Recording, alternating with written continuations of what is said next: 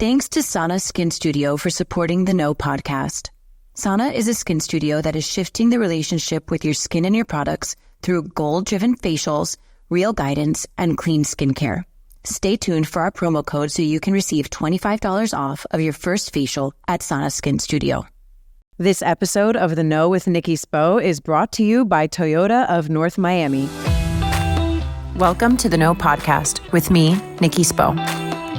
What's up, fam? You are listening to The Know, where it is not about knowing everything, but about coming to know ourselves. I'm your hostess, Nikki Spolstra, and I'm happy that you're on this journey with me of coming to a place of deep inner knowing, following our birthrights, and doing it with confidence and grace. If you're not already subscribed to The Know, go ahead and click that subscribe button so that you never miss an episode. Today, we are welcoming back a woman who I feel comfortable enough to call a regular at this point, Dr. Rachna Buxani-Mirpuri, for a conversation about narcissism and how to navigate it. So, guys, this is part 2 of a multi-part series that we are doing, and I'm really honored to have this opportunity to chat with her.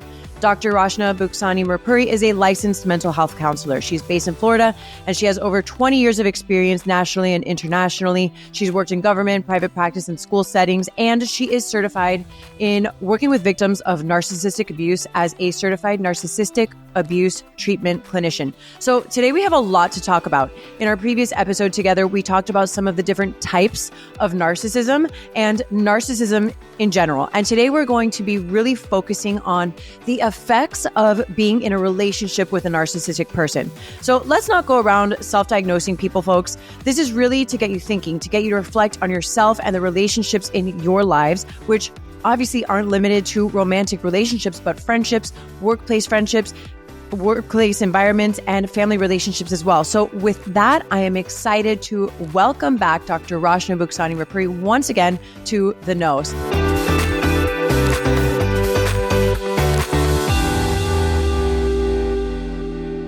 Dr. Rachna, thank you so much. I'm excited for this part 2 of our conversation of this loaded topic of narcissism. Thank you. And again, I do appreciate you actually bringing these topics to light, because I think, like you said, there's a lot of misunderstandings. There's a lot of people struggling, and a lot of people then not reaching out for help because either they're gaslighting themselves. It's an important topic. So again, my deepest gratitude to you. So let's talk about the gaslighting. I feel like last time when we talked, we had so much to cover, which we still have a lot to cover today. There's a lot. That's why this is a multi-part series, because it is so nuanced, right? And there's so many people out there on the internet just blabbing and talking, and it's not really an all-encompassing overview. We're getting these tidbits from this person and that person, and we don't even know if they're certified to talk about this. You don't know shit. We know that we are moving away, as you mentioned to us in last episode, we're moving away from diagnosing people with a specific disorder, if you will, but more of where people fall on a spectrum of personality traits, right? Correct. I was thinking today on touching on 2 different parts. So one is the relationship cycle. How do people even know when they are in a relationship like that? And so, for them to be able to understand these relationship patterns. And then I was thinking of covering a little bit of the fallout. What happens when people have experienced being in a narcissistically abusive relationship, right? Yeah. I'm going to start with this story of a client, right? So she wasn't looking to meet anyone. Everyone noticed him, and yet he noticed her. He came in with someone else, and by the end of the evening was with her, and so started a whirlwind of exciting romance. Sounds so exciting. Right. I mean, I don't know how I feel about the other girl who got the boot, but... Right. This synopsis kind of covers really a lot of the relationship patterns of narcissism. So then started the fairy tale romance. Okay. Her career flourished. She was doing really well, which caused some tension in the early years of their relationship. And so she tried to help him kind of kickstart his career. He was jealous, so she agreed to get married. Right. So he was jealous about her talking to someone, or even just of her being successful. He devalued her career, and she attributed his invalidation, contempt, and criticism to his own insecurities. His infidelities began, and her career faltered as she became more anxious, helpless, and confused. He then started a new career, which made him far more money than her, And this then foreshadowed even more invalidation and even more contempt. When he was failing, he was invalidating and victimized. When he was successful, he was invalidating and grandiose. That's a little synopsis of how these relationships actually work. So let's start with what happens first. So remember, the first part of it was he chose me. And he did everything, right? Because he was flirtatious and I'm promising you the sun and moon. And that phase of that idealization, seduction is called love bombing, right? That's the first phase of a narcissistic relationship cycle where everything is all good, right? And the person on the receiving end ends up feeling desired, you feel valued, you feel chosen, right? Like how she did. And here's the key though, this is where the indoctrination starts. So this is the narcissist planting the seed, right? That I am going to idealize this person. I'm going to give her everything. But I'm going to say her because, well, just out of research, they see more men, with grandiose narcissism. So that's kind of this phase. Now, Nikki, it's very complicated because what happens is, you have the dopamine and you have the oxytocin. Everything's working together. Oh my gosh, I'm feeling in love. There's this constant high that you're feeling because this person is really making you feel that, right? The trick to this is to understand that it doesn't have to always be like that. Right? So when we think of the love bombing phase, we really do think of those grand gestures. Oh my gosh, I have the whole room covered with flowers and I have these expensive restaurants that I'm booking. And we think about that as the love bombing phase. The other side of the love bombing is also the fact that if I have a client who's really had a difficult childhood and maybe has not had a sense of financial security, that sense of financial security that somebody else is offering is very enticing. Of course. It doesn't have to be the grand gestures. It could just be, oh my gosh, he's so smart. Oh my gosh, or just the protection. I had a client of mine once tell me that she just got so attracted to the way he was protective about her. Interesting. Given her past, that was something that was extremely important to her. So, we need to understand this love bombing phase because, again, it comes from something that the victim, of the narcissistic abuse may be lacking in her childhood, and so it's very attractive, or it could be these grand gestures. And remember the C's of the narcissist, right? So the charm, the charisma, the confidence, the curiosity.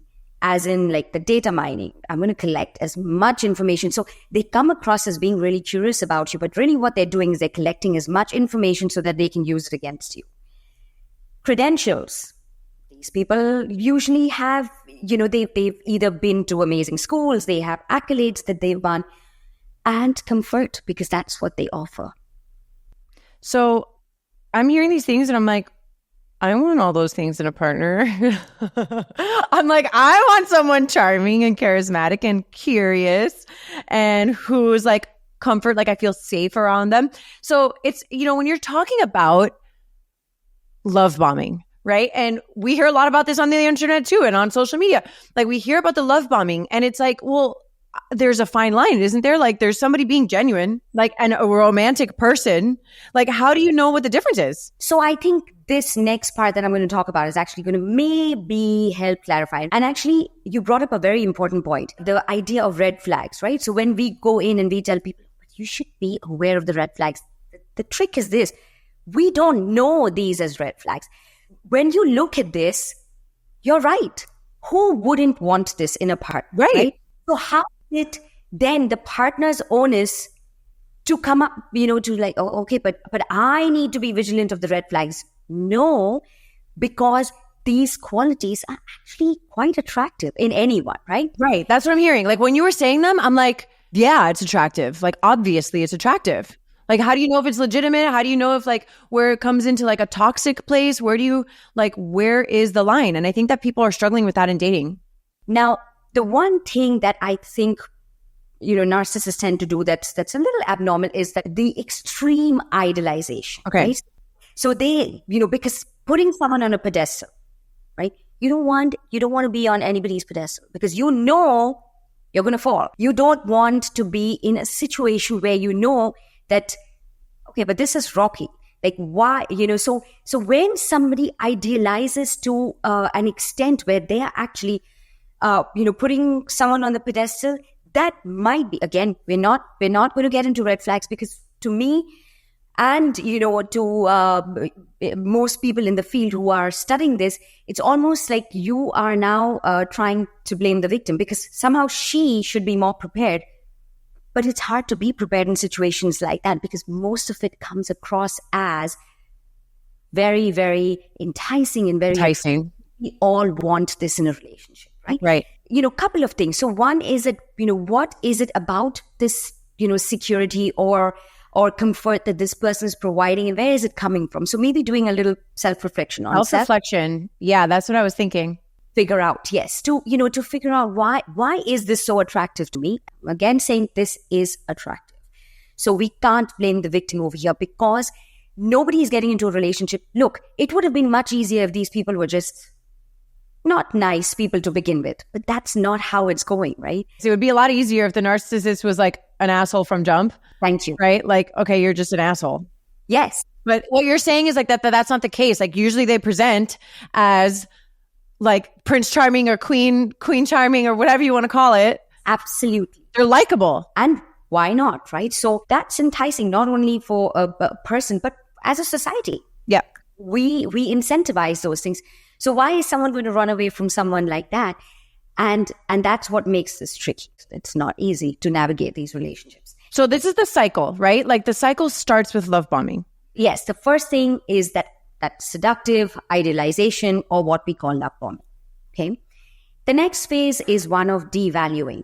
Now, the devaluing phase can start as soon as 6 weeks into the relationship or 6 months.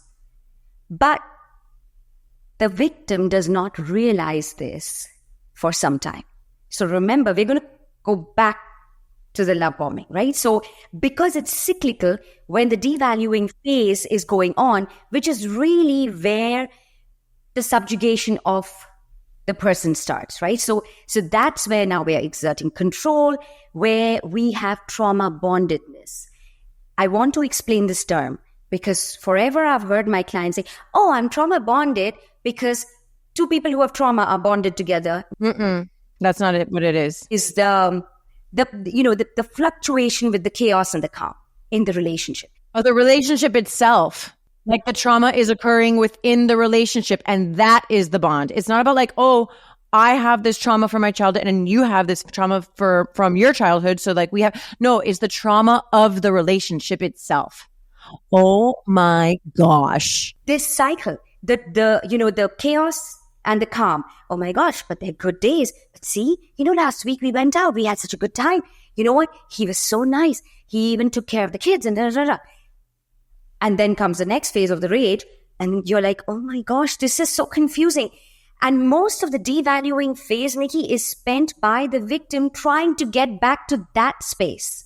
It's like, oh my gosh, but it was so good last month or last week. Or, this was so nice. So what can I do? What can I do to get back there? Maybe if I just didn't do this. Maybe if I didn't do that. Maybe if I was just nice. Maybe if I dress up pretty and I sit and I cook a really good meal. Or maybe if I don't talk. Or maybe I stay silent. Absolutely. So this is where the devaluing phase has your favorite word, the gaslighting. And we're going to talk about that. So let's talk about what are the elements of the devaluing phase. And we use an acronym called DIMMER, D-I-M-M-E-R. So the D in the DIMMER is dismissiveness. The I is invalidation and the M is minimization. So let's go to the DIM. So what does that look like? Minimizing of concerns, criticizing somebody's accomplishments, and it could be minimization of not only concerns, achievements, health issues. Oh my gosh, here you go again. Really? You have a headache? Okay, yeah, that sort of thing, right? Or like, yeah, I know you won this, but that's easy. Anyone can do that. Really being dismissive, it's being invalidating. Like that's just not important. Oh, whatever you're going through, it's nothing. Come on. You know what? Just stop making such a big deal out of things. That's what you hear. Okay. So that starts the dimmer pattern. This is not like, oh, it happens once a while. No, this is happening day in, day out, every day for years. And eventually it becomes an existential death of the person. Because the person is just not, I don't have a sense of self. I cease to exist because of this constant dim patterns. We hear the term a lot called negging. I'm like very conscious of this in my life, especially since I've like been dating. I'm like, oh, I catch that. That doesn't feel good, right? Like negging. Do you know like the definition of negging?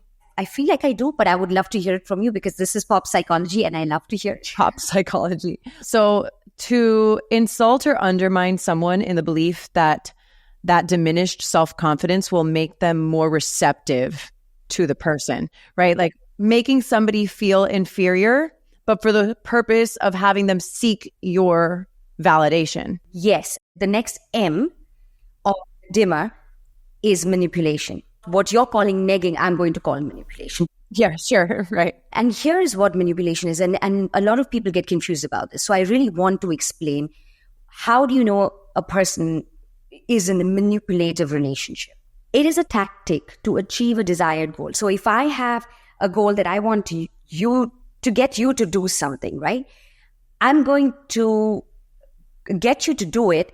But in spite of the fact, knowing the fact that it may not be in your best interest, it's something I want, and playing on the vulnerabilities of a person. Right.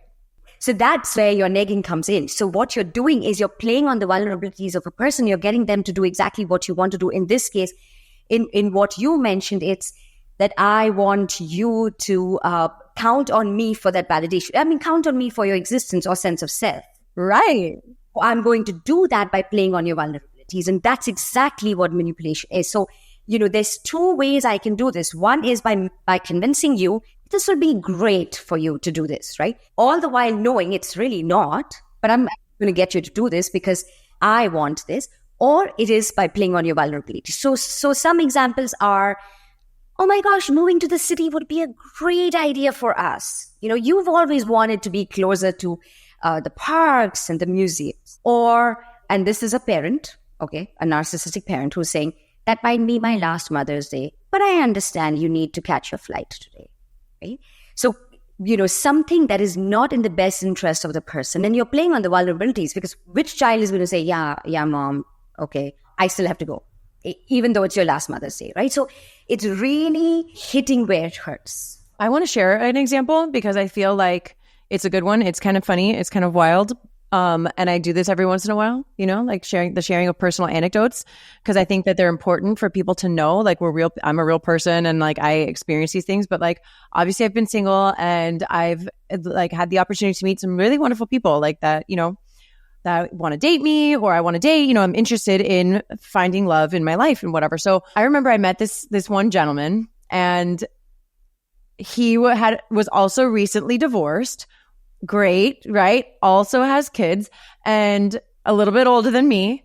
And I remember he said to me, oh, Nikki, it's wild. You're so beautiful. You're so smart. But I really wasn't supposed to be dating a middle-aged mom of 3. I was supposed to be dating the 25-year-old models in Miami. And I remember thinking, I'm not insecure about my age. I'm not insecure that I'm, quote, middle-aged or whatever, middle-aged mom of 3, right? I like how old I am. I like my mind and my this and my like that. I love having my children. But I remember thinking like, oh, are you trying to make me feel insecure that I'm 37 years old and I have 3 children? Like, where the 25-year-old models are. Like, go over there. Cool. And I remember thinking like, I've personally come to a place where I don't let that type of stuff affect me. And I'm like, I can see it for what it is. But I remember thinking like a version of me a long time ago might not have felt that way.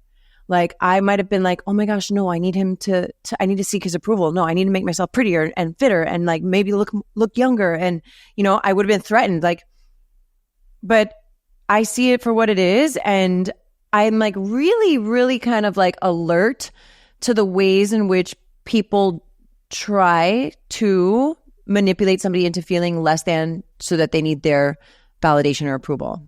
Absolutely. And again, you remember we were going back to how do we know? But these are indicators that you're not in a healthy relationship, right? Right. I'm like, oh, that doesn't make me feel good. Like the person that I want to be with, when I think about when I think about dating, I'm like, my future husband would never. I'm like, I like to say that to myself. I'm like, my future life partner would never say something like that to me, would never want to make me feel insecure, would never want to. Like, and here's the thing, Dr. Rachna, I'm like, okay, your tactic doesn't work on me. And like, it's going to be hard for that person anyway. I think that as like people who might have been through these types of experiences before that are like recovering from finding themselves replicating those relationships, because I think it's important to say, Dr. Rachna, is like a lot of the times it's like what we know, what we grew up in, right? So we will seek out the feeling of that because it's familiar to us. Even you can objectively know that something's not right for you, but it's still like the most comfortable path. Like it's the path of least resistance because you're familiar with it. So as you go in and you grow and people start to recover from having these habits and finding themselves in like over and over again in these relationships, you hear about people always picking, I have bad taste in men, I have bad taste in women. You're like actively choosing to repeat these patterns. So as people go on a journey of like breaking free from that pattern, you can be like, okay, well, that strategy doesn't work on me anymore. And so what happens, at least in my experience, is like, okay, that strategy doesn't work on me. The person doing it is now hitting a wall. And then you find that they're like resorting to like more of those tactics. Absolutely. To try to get to you. Absolutely. So you have to have resolve and be like, that doesn't work on me, because it's really easy to chip at somebody's ego and chip at their like heart and their soul. And like you said, it's a loss of identity where you start to like say, okay, well, I need to place my identity in this person. Absolutely. There have been some people who've done research on narcissism and really they call it an identity theft. Identity theft. To exist in these relationships, Nikki, you have to give up yourself. There is no way of someone having a self and being a part of these relationships. It cannot coexist. So it's really stealing someone of their identity. We need to talk about gaslighting, because gaslighting is within the umbrella of manipulation. And listen, this is going to make it clear. This is going to make this process of manipulation even clearer. Okay, so let's talk about what gaslighting is. Oh my gosh, it was so exciting. It was the word of the year. Yeah, right. A lot of people understand the first part of gaslighting and they don't understand the second part. So let's talk about the phases. What is the cycle of gaslighting? So the first part is the idea that gaslighting mostly occurs by a person who you trust. A random stranger saying something, you'll think about it, but then you'll move on, right? So there has to be trust in that relationship. The next is the denial of reality of the gaslighted, right? So the gaslighter and the gaslighted. Okay, so what the gaslighter is doing is basically denying the reality of another person, and mainly done through lying, right? So no, that didn't happen. I was not there. I didn't say that. And it's not only denial of reality of experiences, but it's also instincts, of feelings. Right. No, but you just did this. It's a complete denial of another person's self to a certain extent, but really, what they're experiencing as their self. I have a question. Yeah.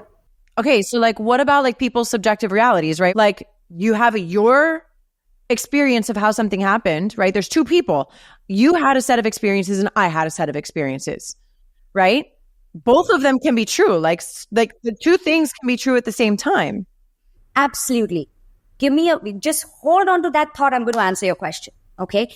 And that's where people get confused with the gaslighting, because there's a second part to this. And if that doesn't happen, it's not actually gaslighting. Okay. So you're right. Two people, and sometimes it's just a difference of opinion. Right, sure. No, I don't like this. You're allowed to not agree. Absolutely. Now, where gaslighting gets a little different, Nikki, is the fact that okay, I'm passing by, I saw you, okay, sitting with somebody else. And then the person says, no, you didn't. I was never there. And you're like, no, I saw you. And hold on to that example, because as we go on, I'm going to come back to that example. Okay, so I see my partner in a restaurant with somebody. Okay, that's the example. I'm like, heck no. But then now I confront him saying, hey, I saw you with so-and-so. And he's like, no, you didn't. That never happened. So the third phase or the third step of gaslighting is convincing the other person that they are not well. And that piece of gaslighting is extremely important, because then in that, let's go back to the example of, okay, no, I was not there with anyone. I don't know who you saw. That was not me. Okay. But then I follow it with, and you know what? You're just paranoid. Oh my gosh, you need to get help. This is crazy. You're becoming crazier by the day. So not only have I lied, I have actually now started making a person believe there's something wrong with you. And that piece of gaslighting is very important, because without it, it's actually not gaslighting. Okay, can you explain that? Unpack that a little bit more, because I think that that's really important. I think that a lot of people are being like, well, it's gaslighting. Well, no, maybe it's not. Maybe you're disagreeing. So let's go back to a little history of this word, right? So for those of you who don't know where this word came from, it was actually a play and then a movie, right? Gaslight. Oh, I didn't know that. Yes. Oh my gosh. And Nikki, you have to watch it. It's brilliant. And that's really where the word came from. And I'm going to do a little spoiler, but I promise I will not give you the whole. I'm so bad. Like, side note, like, this has nothing to do with narcissistic abuse or anything that we're talking about on this episode today. But trivia of me is that I will read the Vulture synopsis of like TV shows that I'm watching. I will read the synopsis of each episode like before I watch it, because I am in such a place in my life that I don't want any surprises. I'm like, I want to know. So spoil it for us. It's fine with me. The movie came out in 1944, and basically it was this husband. He was trying to drive the wife slowly crazy there would be a flickering of the gas lights. He would flicker the gas lights, and when she would keep saying, okay, there's something wrong, the lights are flickering, he would say, no, are you kidding me? Like he would literally like flicker the lights, and she'd be like, something's wrong with the lights. And he's like, nah, you're seeing shit. And Nikki, he drove her slowly crazy with that. Where you start to question yourself. You're like, maybe that didn't happen. Absolutely. So again, I'm not going to go into details, because she actually, Paula, the main character, yeah, she did actually recover from it, but it was a third person who intervened. And again, I feel like I've already said too much. I apologize to your listeners, but it's a phenomenal movie. I don't think there's a movie made after that that's really depicted gaslighting in a way that it should be. And that's really what it is. It is basically driving a person crazy by, and not only driving a person crazy, but saying it. Yeah. You're telling the person, I feel you're unwell, The fourth phase, which was the cultivating the self-doubt, kind of partners with phase 3, because then it's like, okay, oh my gosh, you're so paranoid. Okay, so let's go back to our example. You're so paranoid. I feel like I'm living in a prison. I mean, you need to monitor everything. You've got psychological issues. You need to go see a therapist, right? Okay. And then maybe 2 weeks after that, the gaslighted person, she's like, oh my gosh, I heard a sound, is like, can you go check? Right. And there is nothing. Okay. And then the gaslighter's like, see, I told you, I'm telling you, there's something wrong with you. You are paranoid. You need to get help. I don't know what's going on with you, but you're just losing it. Right. So that aspect of gaslighting, Nikki, is extremely important. Without that, it's a lie. Oh my gosh, you're right. Because without this part of it, then all you're doing is lying, which is not a good thing. But this is what is the toxic trait. So lying is a denial of reality. Okay? Gaslighting goes on to basically dismantle the target. Without that dismantling of the person, it's not gaslighting. It's wild because I'm just like listening to this and I'm thinking, how much self-security, self-awareness, self-worth we really need to have just as people. Like something that I've learned over the years is that like I can't control how other people treat me or what they do to me or what they say to me or how they try to make me feel. I can only control my reaction to things and how I respond to those situations. I'm like, it's really hard to gaslight me today. Like, it's hard. Like, you can't do it because I know myself. I know who I am, right? But like when you are in a space of not knowing who you are, especially when you're talking about all these love bombings and the devaluing, the cycle of a narcissistic relationship where like you might start off as this really confident person who has it all together and slowly your self-worth is being chipped away at, right? And that breaks down over time. And now you feel like your self-worth is completely diminished. That person is easy to gaslight. Absolutely. And here's the dangerous part about this. So after we get that person, so after the gaslighter gets the person to this point of self-doubt, yeah, at that point, the roles reverse. So then the gaslighted person almost starts thinking that, yeah, it is me. Like I'm crazy. So, the victim then becomes the offender because the victim is now thinking, I am the one who's ruining this relationship. Oh my gosh. All right, guys, let's take a quick break so I can thank our sponsor, Sana Skin Studio, with their OG location in Wynwood and their additional locations in Fort Lauderdale and Coconut Grove. Okay, so the best way I can describe Sana is that it feels like coming home. Unlike traditional facials, Sana's facials are rooted in education, and I love this so much. Every experience I have had at Sana has been a chance for me to learn more about my skin and its needs. I love that the facials are effective while also being accessible enough to be a monthly ritual rather than a yearly splurge. This is why the Sana membership is so great. I'm honored to be able to provide our audience with a promo code. Use the code THENOGLOW for $25 off of your first facial when booking at sanaskinstudio.com and additional incentives if you book a membership. I have absolutely loved my skin healing journey with Sana Skin Studio. Let's take a quick break so I can tell you all about today's presenting sponsor. In case you missed it, I am loving my new Toyota Tundra, which has really opened up a world of possibilities for me and has facilitated so many fun projects at home and is letting me go all the places. When shopping for a new car, Toyota of North Miami has to be at the top of your list. Toyota of North Miami is a Miami-based dealership that offers you a superior selection of new Toyota vehicles, as well as a large inventory of used vehicles and certified pre-owned Toyotas. Toyota of North Miami is conveniently located off of I-95, not far from North Miami Beach, and their storefront has more than 85,000 square feet of shopping space. With so much room, they always have more than 1,000 vehicles in stock at all times, including popular models like the Toyota Camry, Toyota RAV4, Toyota Corolla, and the Toyota Prius. There is a kids room, so you know that made my life easier, and overall, their vehicle experts are kind, informative, and offer superior customer service. Right now, you can lease a new Toyota Corolla for just $79 a month and get free car washes for life. Be sure to check out Toyota of North Miami for all of your car purchasing needs. Hay que tratar muy bien a los clientes y también ofrecemos free car washes for life. Free car watches for life? Free car watches for life! Lease a new Toyota Corolla for just $79 a month and receive free car washes for life.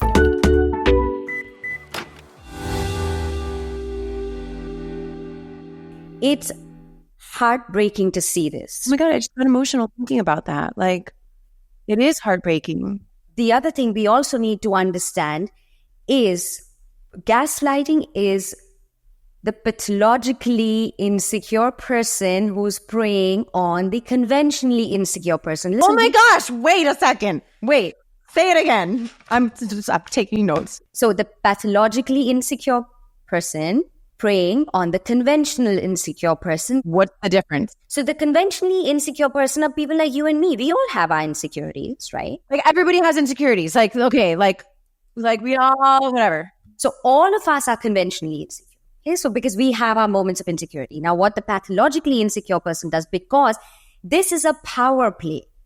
Gaslighters, for them, this is a power play. So how am I going to exert power? By attacking the insecurities of the conventionally insecure and capitalizing that to make them feel less than, inferior, and then keep them in that space.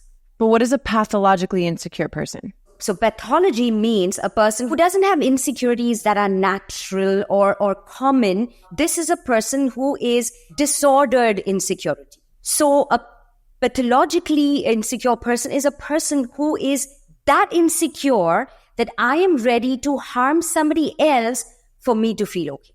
Whoa.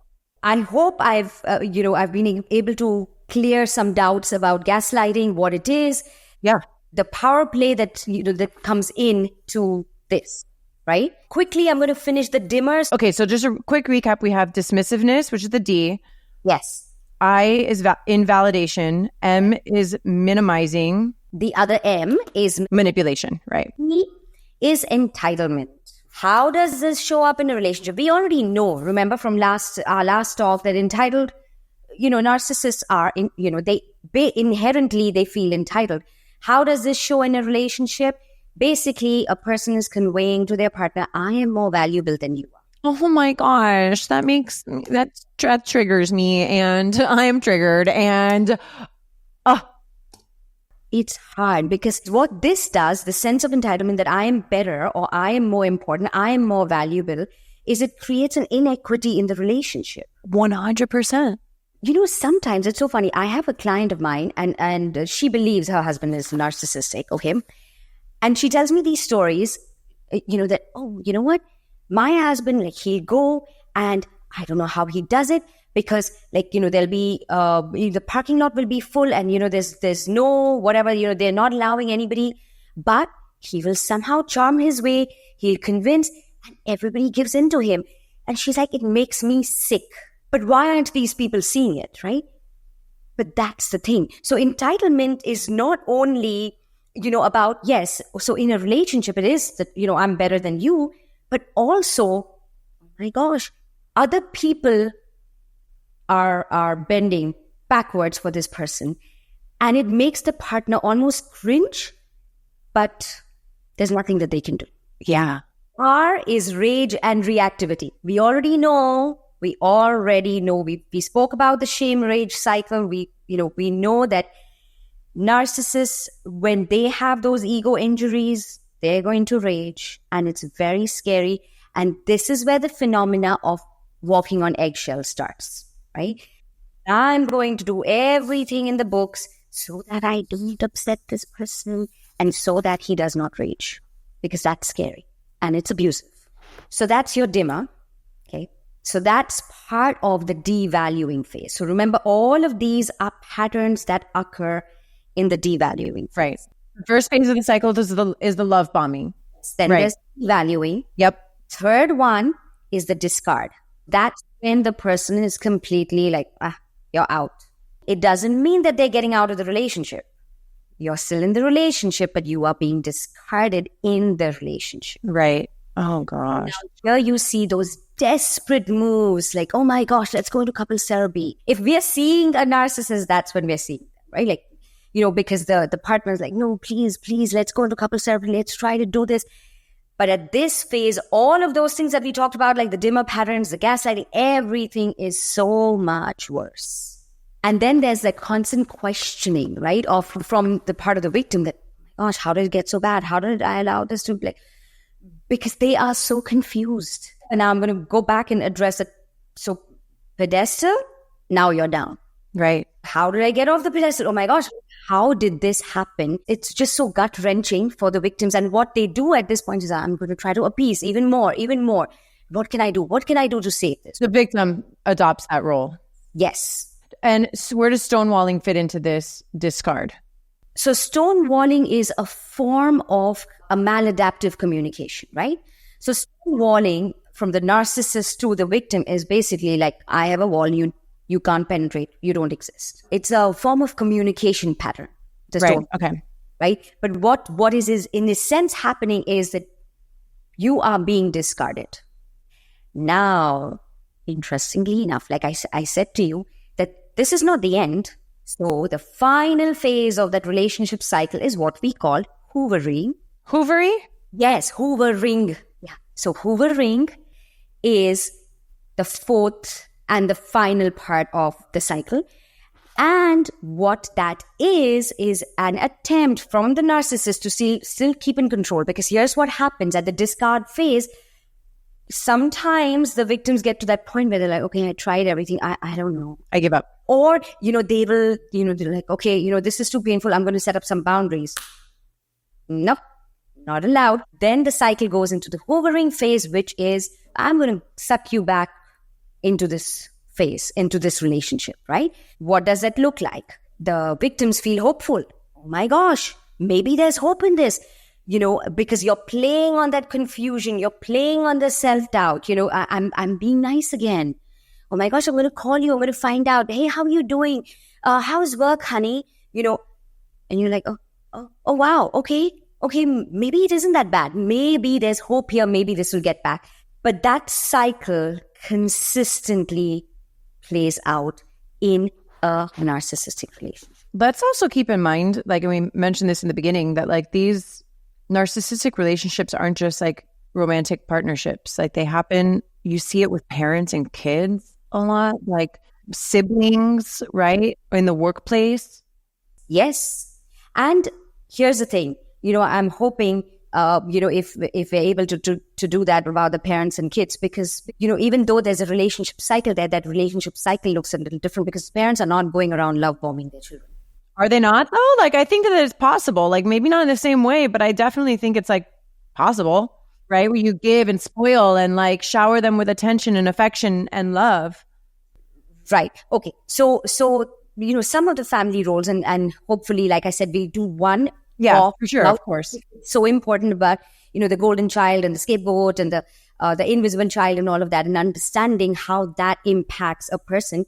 But generally, we don't see that idealization of a child from a parent. That first phase, it's not as intense.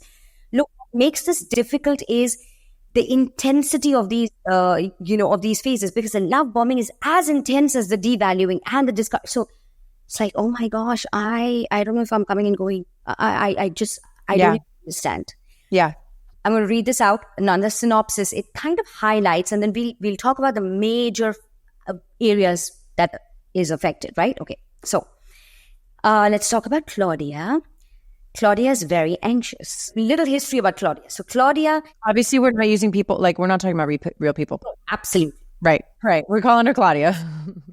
So, but she has still in a marriage, but has had a very difficult marriage with a person who's been invalidating her, betraying her. Her in-laws are also difficult because they are kind of enabling their son. And her parents don't seem to see either what is happening, right? She comes from, a culture that the gender roles are quite defined. So, he does his part, she does her part. Okay, so she's focusing on the kids and, taking care of the house.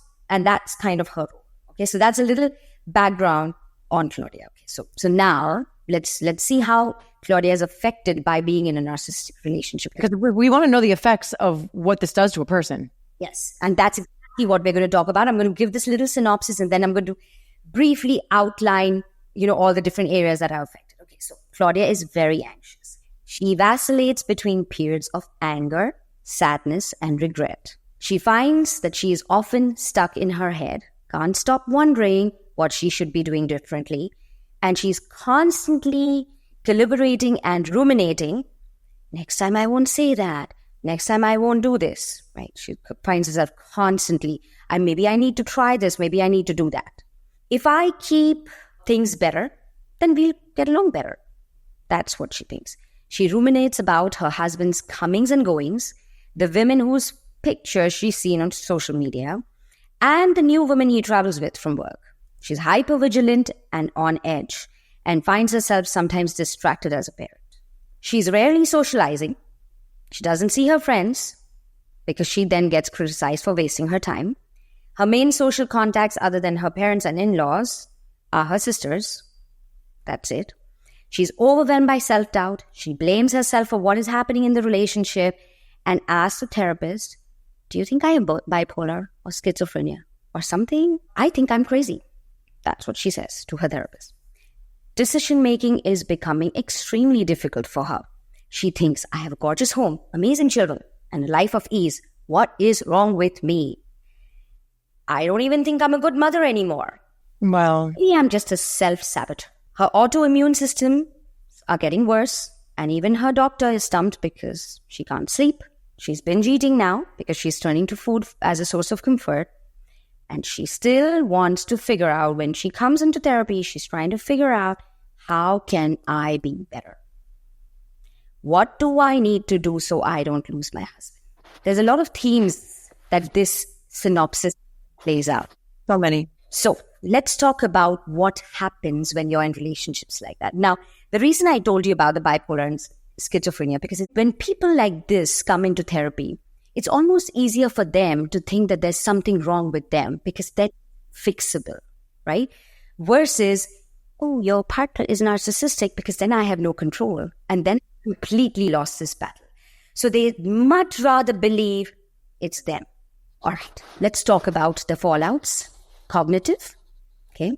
So remember the cognitive themes that came up over here. So she was, constant rumination, the sense of helplessness, the sense of hopelessness, the powerlessness, rumination and regret, right? Of oh my gosh. And now I'm talking about the fallout, which means that when you're in a narcissistic relationship long enough, or now you've left the narcissistic relationship, right? Like, so it could be either ways. You're still in it, but you're experiencing this, or now you're out of it. But there's regret. There's regret of time loss. I wish things could be different. I wish I had done something differently. All like your mind is consumed by that. The ability to focus, like we talked about Claudia, right? Like brain fog. Yeah. I'm not able to focus on things. I'm confused. I'm frustrated. The trauma bonded cycle that keeps them so hooked onto these relationships causes an immense amount of chaos in the mind. So there's obviously cognitive fallouts. Now, there's a concept of the mask off and on, okay, that we see in the narcissist. It's like two people, right? Because there's two different versions of the person, because they can maintain calm, composed, everything is fine when they are with other people. But when they are in the presence of the victim, that's when the mask is off. That's how we know that these people know what they're doing. Because if they didn't know what they were doing, there's no way that they could keep this mask off and mask on. And that makes, again, a cognitive fallout of that is, but he's so good with, is it me? This must be me, right? So again, the constant rumination. And rumination has a lot of negative health effects that we need to be mindful of, right? So, but they find themselves constantly in this. Guilt is another one big cognitive, fallout. And sometimes I'll have this, like even, a person like Claudia, when she comes and she's like, I feel so terrible thinking about, in fact, recently I actually was talking to one of my clients and she was talking about her dad. And even just her expressing it, that, we would walk on eggshells when I was younger because, we just didn't know when he would become dysregulated. She had such a difficult time. She's like, but I don't want you to think that he's bad, because he's not. He's really, he's a good father, right? So it's almost that guilt about even verbalizing or thinking. So that's cognitive. Then we have, obviously, the emotional or the interpersonal. We have the loneliness and isolation. We understand that. But then we have something that's very important, which is the difficulties in trusting another person. So when you come out of a relationship like that, or when you are in a relationship like that, that's, so dysregulated, you don't know who to trust. Totally. And so it's extremely hard for those people then to walk out of there and actually have healthy, trusting relationships. Of course, they eventually do with work and, with eliminating the self-blame, which is a big part of these dynamics. But it's really understanding that piece of, yes, but it makes sense that it'd be difficult for a person to trust somebody else. Totally. Perception. Okay. We understand the flashbacks, and we spoke about this again a little bit because, in our previous talk, because so we do see some complex PTSD symptoms in survivors of narcissistic abuse, the hyperarousal, the hypervigilance. So hypervigilance is I'm like, oh my gosh, I'm always on guard. Yeah. But I'm also always on guard about other people's emotions. If a person does not smile when they look at me, I'm like, okay, did I do something? Are you mad? Are you upset? So that's so crazy. I'm hearing you say that and I'm like, oh my gosh, I've been hypervigilant since I was a kid. I'm like, oh my gosh, I'm so aware. I'm so aware. And I've personally masked that as empathy. I'm like, I'm just empathetic and I'm a feeler. I'm an empath. I can feel what people are feeling. So when you have that disorganized attachment where you're basically living in fear of the parent, you don't know which, is the parent going to be, are you in a good mood today? Are you not in a good mood? Yeah. I need to navigate the emotions of my parent. Yeah. Is dad in a good mood today? Can I ask him this? So you see children who almost become like detectives, trying to navigate other people's emotions. Yeah. All right. Then we have the fallout of identity, which I think we've spoken about. The loss of identity, the self-doubt, the self-devaluation, self-blame, all of these factors that are, to do with self, right? How do I look at me? How do I understand me? So there's a big fallout of that. In the gaslighting phase, remember, after being gaslighted enough, I start self-gaslighting. Oh, yeah. The self-gaslighting is a real thing. So that comes as part of the self-devaluation.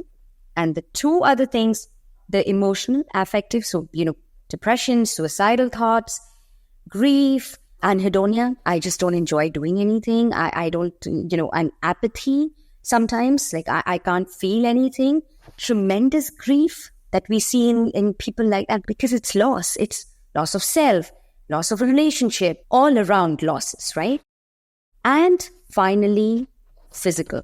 Because we do see a lot of physical symptomology in Claudia, where, okay, I'm not sleeping, I'm binge eating, so there's a lot of physical fallout and behavioral fallout that we see finally in people because it's that negative self-talk, right? Or apologizing constantly, or if I do something, do you think that's good? Or the inability of making decisions. So constantly check. Do you think this is okay? Do you think that's fine?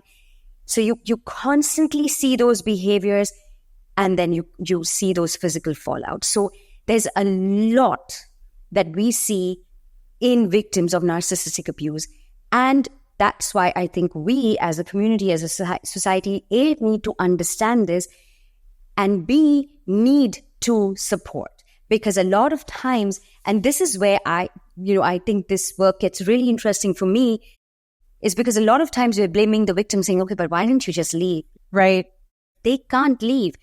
The trauma bondedness, there are so many reasons why people stay in relationships like that. So let's not blame the victim. Let's give them the support that they need. Let's give them the understanding.